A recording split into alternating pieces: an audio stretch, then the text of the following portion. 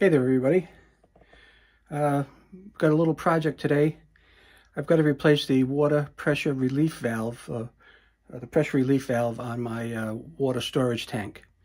I noticed over the last couple of months it was leaking a little bit, so I put a pan or a bucket underneath there. I don't know if you can see that or not. And every couple of weeks there's about a ½ inch of water in it, so that tells me that something's going wrong with the valve, so I'm going to replace it today. What I've done for safety's sake is I've shut off the furnace, okay, and I've isolated the water valves that feed the water tank. And I've also shut off and isolated the valves on either side of the pump and also down at the bottom there. So it's going to be it should be a pretty simple process from what I've read online. I've never done it before, but I've got a couple of tools here lined up, and I'm going to actually take you through the process that I'm going to use. Like I said, I'm not a plumber. You want to follow what I do. You kind of do it at your own risk, and just leave it at that. So what I did was I went to Lowe's just a little while ago, and I bought an identical statistical pressure relief valve, okay? And it has the same specifications on it that the one that's coming out of there has, and that's pretty much what you're looking at. In my case, it's a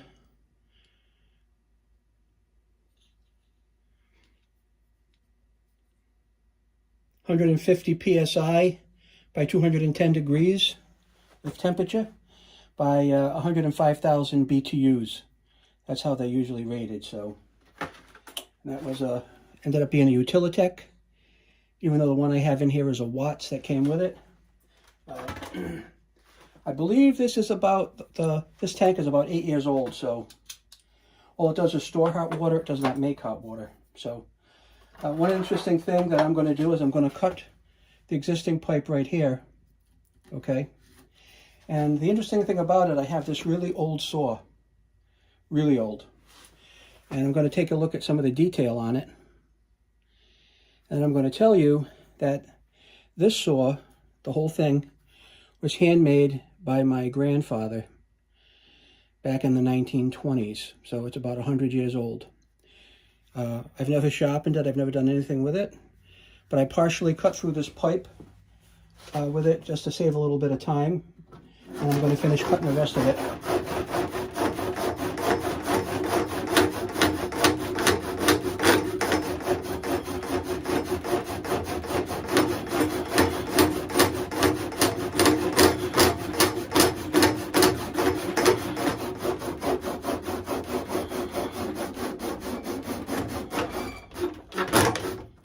That's it. Come on.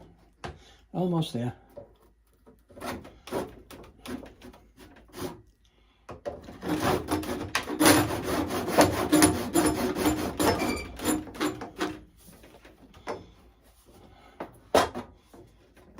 There we go.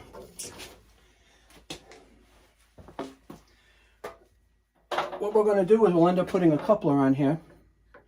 We'll glue a coupler on here and put everything back in place when we're done. And that way we can still reuse this this pipe. Get some of the crud out of it. All right.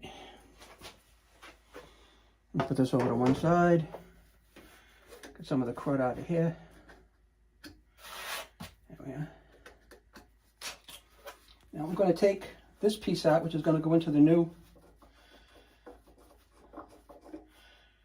water heater valve, the pressure relief valve. And we're going to put a little more tape on here.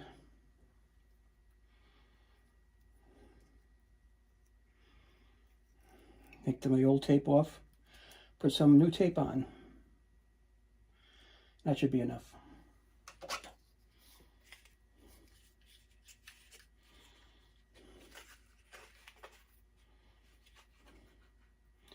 Now when I put tape on, I turn it clockwise, okay?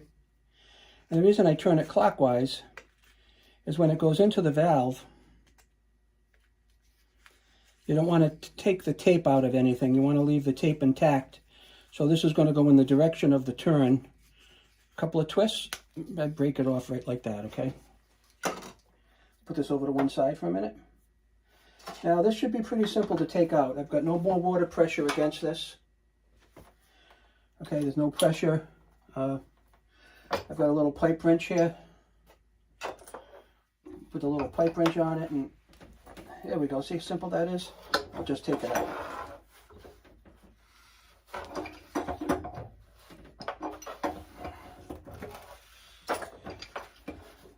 Like I said before, some of these things that you have to do around the house, they're a lot simpler than you think you are. All you have to do sometimes is just try them. And what I do once in a while, I'll make videos just to show people that I'm no expert in any of this subject matter, and I've never done this stuff before, but if I can do it, pretty much anybody can do it. So we're going to take this out. Yeah, look at it, it's all crudded up. It's all crud. Look at it. So that's probably why it was failing. It has a lot of junk built up inside of it. Okay. Same thing inside the valve. So we're going to put this off to one side. And that new one is going to go in the same hole. Okay. I'm going to get a little rag and wipe that out. Give me just a second. All right.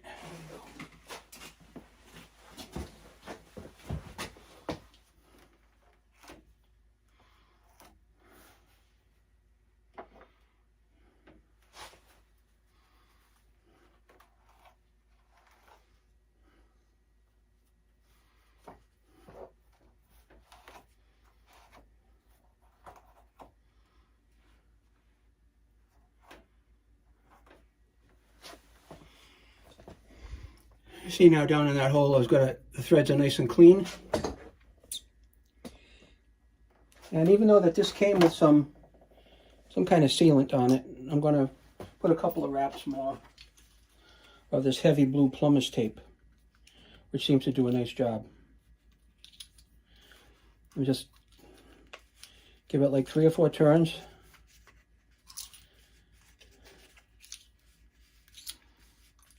Okay. Break that off.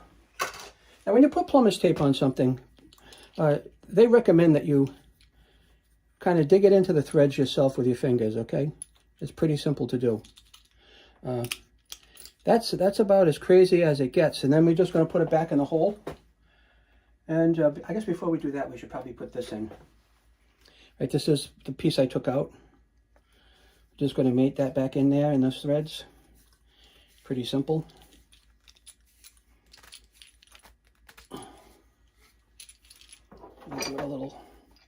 Give it a little tighten up.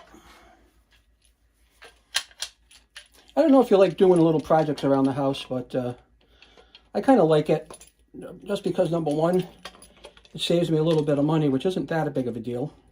But also it's the time of having somebody come out here and actually, you know, make it the time to come out and actually do things. Now that's in there nice and tight.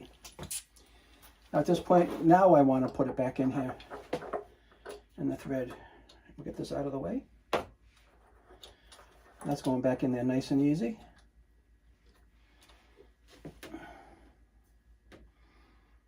Now what we'll do is we'll get our pipe wrench again and we'll give it a little, how are you doing? They say, how you doing?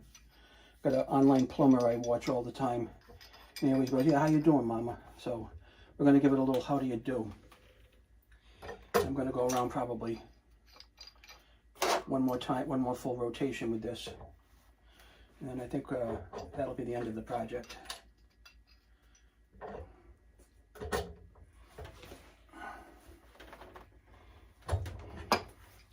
Now you never want to over tighten these things.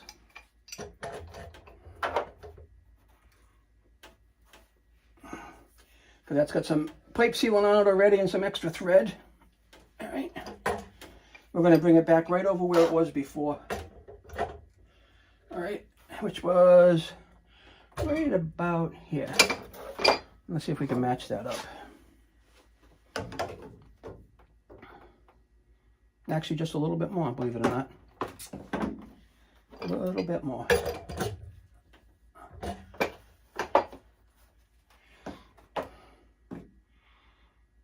That's about perfect now.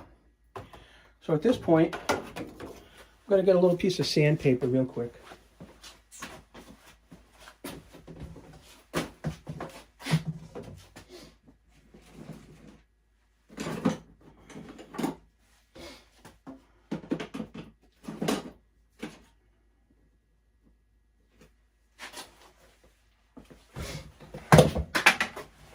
I'm just going to smooth the edges on the pipe off. That way, when we put the glue on it, it won't get all screwed up. But just taking the burr off the pipe. That's all I'm doing, taking the burr off. I guess that's about all I wanted to do. We got that piece here, and then again we're going to do this one over here.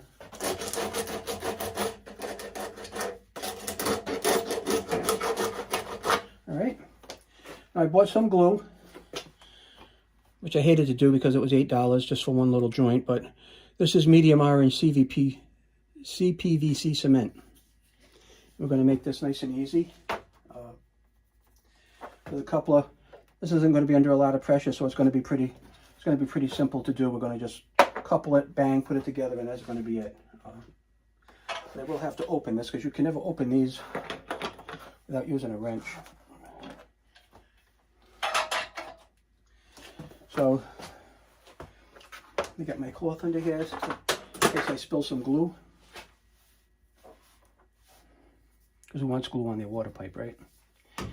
And simply enough, right?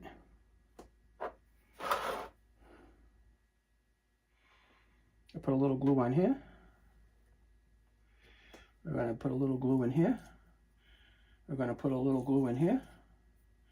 We're going to pop that in and hold it for a second. All right. And we're going to put a little glue on here. I'm going to pop that in and hold it for a second.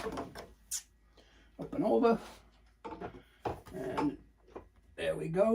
And we'll just hold that.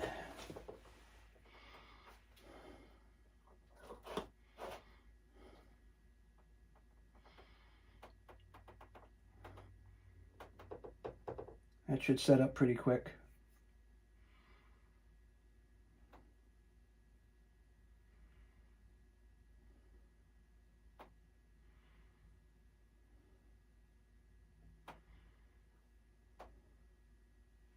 And there it is, so it's set up.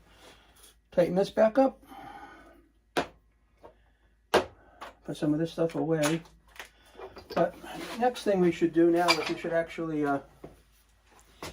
engage the pumps again and turn the boiler back on. So I'm going to open that valve. Got another valve to open, another valve down the bottom that feeds the system. Okay. And then I've got these two up here, the hot, where are we? We've got a hot water output and cold water input. So everything is back on now. Now at this point I'm going to turn the furnace back on. And just we'll see what happens. All the valves are open.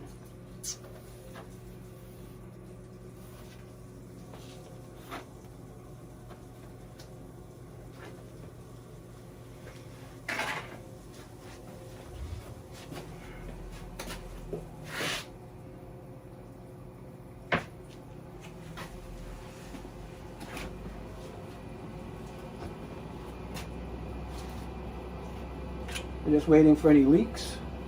Hopefully we don't see any.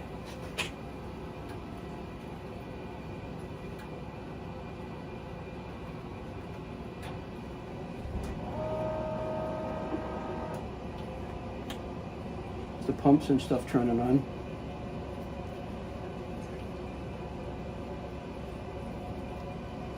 That is a nice job, if I may say so myself. I'm happy with it.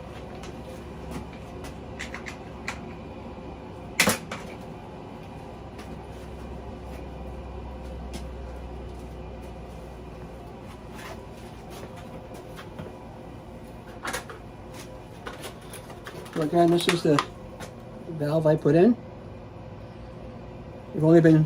This video is about 15 minutes long. Hasn't been going too long. But again, this is the cruddy one. You can see it's actually cruddy inside and crusty down through here with junk on it. So, see, so like rusty stuff on it. But that's the project. I thank you for watching. What I'll do is I'll put a list of the stuff I bought from Lowe's and a link down below. Actually, it'd be from Amazon, but if you can support my Amazon channel, that'd be great. It will help me. Now, the last time this was on here, this was very loose when the plumber did it. Now I've got absolutely no movement in it. It's solid as a rock. I don't think he tightened this up very much because I could always see the threads wiggle in here. And as far as this point goes, I think we're all set. Yeah, and I can feel, I'll bring it down here.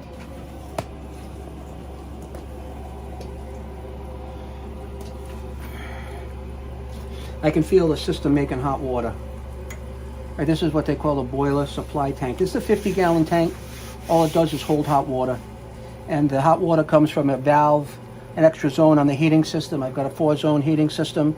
The 5th zone is just for storage of hot water. So it's coming in and out just fine. I feel it going. Pipes are really hot. Cold pipe is cold. Hot water is hot. Everything is good. Now, I'm going to show you here. This is what they did before. They put this in the overflow, but it's loose. So you can see it loose in there. So what I'll probably do is I'll get another coupler. I'll cut this pipe, unthread that, pop a new one in there. So that's it for my project today. I'll probably monitor this over the next couple of days to make sure it's fine, has no trouble. But other than that, thanks for watching. If you found something like this valuable or helpful to you, please give me a like and subscribe. I'd really appreciate it. You all have a good day now. Bye-bye.